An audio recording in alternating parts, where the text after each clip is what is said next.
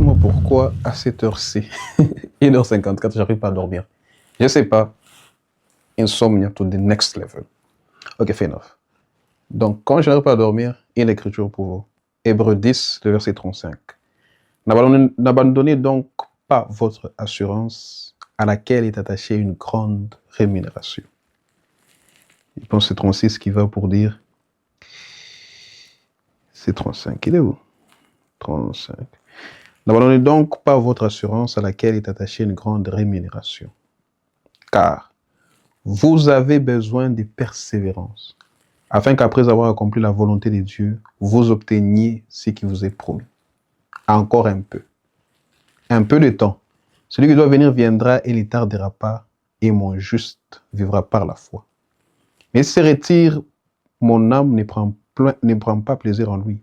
Nous, chier, quel que soit combien les choses deviennent difficiles, quelle que soit l'histoire sur nos épaules, nous ne sommes pas de ceux qui se retirent pour se perdre. Ça, jamais.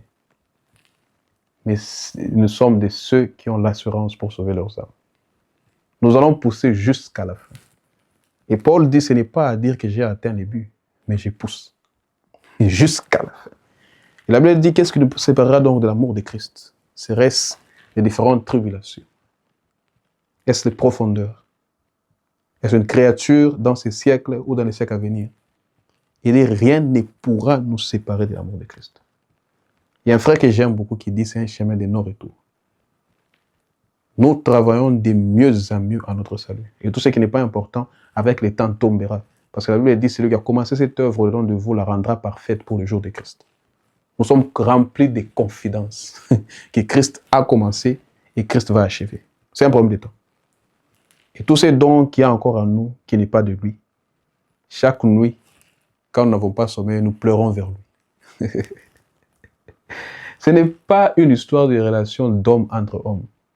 Le salut pour les nations, c'est un problème individuel. Et nous avons compris ça il y a longtemps.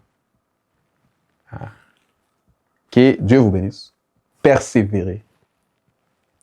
N'abandonnez donc pas votre assurance à laquelle est attachée une grande rémunération. La Bible dit, vous avez besoin de persévérance. Persévérez jusqu'à la fin. La Bible dit, celui qui persévérera jusqu'à la fin sera sauvé. C'est un problème d'aller jusqu'à la fin. Que soyez fort, inébranlable, travaillant de mieux en mieux à ce salut que Dieu nous a accordé. Christ lui-même a fait sa part. Un homme de souffrance habitué à la douleur. Ton tour est venu. Paul dit, les souffrances que Christ n'a pas achevées dans son corps, je les achève dans le mien. Chacun, pour sa part, doit porter sa croix et suivre. Jusqu'à la fin. Et Christ savait qu'il devait mourir sur le bois du calvaire. Il ne pouvait s'hasarder à faire cela avant le bois du calvaire. C'est pour ça qu'à chaque fois qu'on voulait le tuer, il disparaissait. Mais quand le temps était venu, le Fils de l'homme doit partir comme il est écrit de lui. Il y a plusieurs choses qui sont écrites de nous. Et parmi ces choses, c'est que nous sommes vainqueurs.